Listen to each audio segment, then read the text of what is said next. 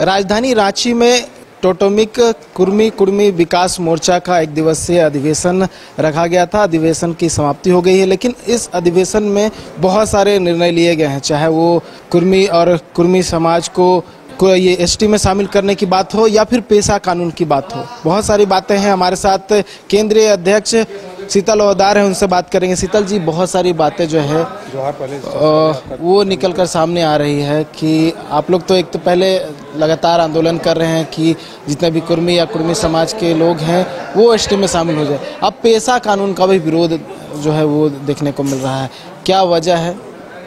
देखिए, जहाँ तक आज केंद्रीय अधिवेशन था, सभी नवनिर्वाचित पदाधिकारियों को शपथ दिलाया गया है और सबको जिम्मेदारी दिया गया है कि अपने अपने क्षेत्र में जाके, और एक सीमा दिया गया है कि इतने प्रखंड में हो, जिला के लेवल का सबको प्रभारी बनाया गया है और केंद्रीय पदाधिकारी का शपथ लेने के बाद, और सबको जिम्मेदारी दिया गया है। जहाँ तक पेशा कानून की आप बात कर रहे हैं, पेशा कानून का हम लोग विरोध नहीं करते हैं। पेशा कानून जनजातियों के हित में बनाया गया है और हम भी एक सशक्त जनजाति हैं, लेकिन जब तक पूर्ण रूप से कुर्मी जनजाति को एसटी का सूची में सूचीबद्ध नहीं किया जाता है, तब तक पेशा कानून को हम लोगों का कहना है कि सख्ती से लागू नहीं किया जाए।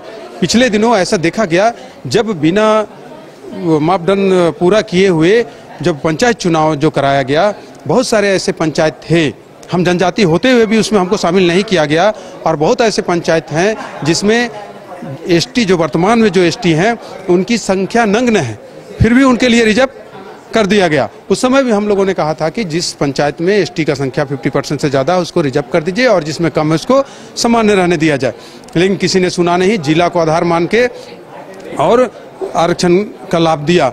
अगर अभी पेशा कानून लागू हो जाता है सख्ती से, और हमको अगर राज्य सरकार या भारत सरकार एसटी के रूप में स्वीकार नहीं करती है, तो हम लोगों के लिए ये दुर्भाग्यपूर्ण बात होगा। हमारे आने वाले बाल बच्चों के लिए यही बहुत बड़ा दिक्कत वाली बात होगी। इसलिए हम लोग कोशिश कर रहे हैं, राज्य सरकार से ये डिमांड कर रहे हैं कि राज्य सरकार अभिलंब जो पेशा कानून में ड्राफ्टिंग हुआ है, पेशा कानून के लिए जो ड्राफ्टिंग हुआ है, उस ड्राफ्टिंग को सार्वजनिक किया जाए, और सार्वजनिक करने के बाद जो अभी जनजाति हैं और जो जनजाति नहीं भी हैं उनके लिए भी क्या पेशा कानून में कुछ प्रावधान है या नहीं है, इस बात को राज्य सरकार खुलासा करे कि हम इस राज्य में, जैसे अगर मान लीजिए गुमला सिमडेगा जो जिला है उसमें भी तो मूलवासी लोग हैं और बरसों से रह रहे हैं, जनजाति भी हैं वो भी बरसों से रह रहे हैं, और जो मूलवासी हैं वो भी बरसों से रह रहे हैं।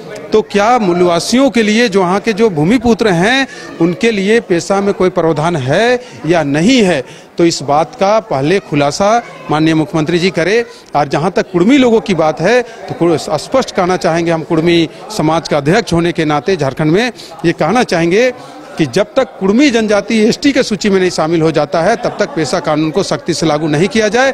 और अगर इस बात का अनदेखी किया जाता है राज्य सरकार के द्वारा, माननीय मुख्यमंत्री जी के द्वारा, तो हम लोग खुल के रोड में उतरेंगे। पहले कुर्मी एसटी में आएगा, उसके बाद पेशा कानून सख्ती से लागू होगा। तो ड्राफ्ट आप चाह रहे हैं कि सार्वजनिक किया जाए, कि उस ड्राफ्ट में क्या किन किन बातों का जिक्र किया गया, क्या क्या क्राइटेरिया जो है वो सेट किया गया है? बिल्कुल, जो भी ड्राफ्टिंग हुआ है पेशा एक्ट को लेके, उसको हाउस में लाने से पहले राज्य सरकार खुलासा करे, कैबिनेट में लाए और खुलासा करे कि ऐसे ऐसे प्रावधानों के तहत हम पेशा एक्ट को सख्ती से लागू कर रहे हैं, और उसमें हम लोग को देखना है कि किनके लिए क्या प्रावधान राज्य सरकार कर रही है।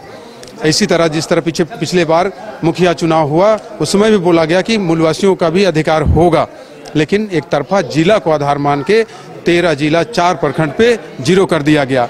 अभी आप देख रहे होंगे अधिवेशन में जो हमारे अतिथिगण जो बात को रख रहे थे कि 7 जिला में ओबीसी आरक्षण 0 है, मतलब ओबीसीयों का 7 जिला में 0 आरक्षण है। अब वो उनको सामान्य ये में पर्चा भरना पड़ता है, और सामान्य ये में पर्चा अगर भरते हैं तो फिर उनको जो आज के बजट में जो कॉपी काटते हैं, वो लोग जो सामान्य जाति के जो लोग रहते हैं वो सोचते हैं कि ये ओबीसी है और ये सामान्य में भी पर्चा भर रहा है, उनको पास नंबर रहने पर भी फेल कर दिया जाता है। इस तरह का हम लोगों का जो समाज के जो बच्चे हैं उनको दिक्कत हो रहा है। हम लोग एक तरफा एक सूत्रीय डिमांड है कि कुर्मी जनजाति जब तक एसटी का सूची में सूचीबद्ध नहीं हो जाता है, तब तक पेशा कानून को सख्ती से लागू नहीं किया जाए। अगर ड्राफ्ट सार्वजनिक नहीं किया जाता है तो आप लोग विरोध करेंगे, सड़क पर उतरेंगे?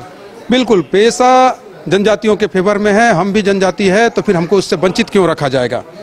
अगर वंचित रखा जाएगा, हम जनजाति होते हुए आज भी भारत सरकार हमको कहती है गैर सरकारी आदिवासी कुर्मी, हम भी जनजाति हैं, हम भी आदिवासी हैं, तो फिर उसका जो प्रावधान है उससे हमको साइड रख के अगर पास करने का कोशिश किया जाएगा हाउस में तो हम लोग उसका पुरजोर विरोध करेंगे। हमको उसमें शामिल कीजिए, उसके बाद सख्ती से लागू कीजिए। जनजाति आप कह रहे हैं ना, सरकार नहीं मान रही कि एसटी में तो अभी तक शामिल हुए नहीं आप लोग।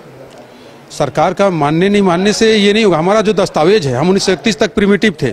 आज जिस दस्तावेज के आधार पे हेमंत सोरेन जी जनजाति हैं, उस दस्तावेज में हम भी एक सशक्त जनजाति के रूप में हैं। तो जब वो हो सकते हैं जनजाति, तो हम जनजाति कैसे नहीं हो सकते हैं। मेरा दादाजी हरकनाथ ओहदार, पटना हाई कोर्ट में उन्होंने डिसीजन दिया था कि हरकनाथ ओहदार ट्राइबल है ना, उनको जनजाति माना था। और मेरा दादाजी जब जनजाति थे तो फिर उसका नाती जनजाति कैसे नहीं हो सकता। एक साजिश के तहत हम लोग को संवैधानिक अधिकार से वंचित किया जा रहा है, लेकिन इस बार हम लोग चुप बैठने वाले नहीं हैं। जब तक कुर्मी एसटी में नहीं आएगा, पेशा कानून सख्ती से लागू नहीं होगा। अगर पेशा कानून को सख्ती से लागू करना है मुख्यमंत्री जी को, तो पहल करे कि जितना जल्द हो सके कुर्मी को पहले एसटी में शामिल करवाएं, उसके बाद पेशा कानून का बिल विधानसभा में लाए। तो इसकी भी रूपरेखा तैयार हुई है क्या कि आगे इसके लेकर चर्चा हो?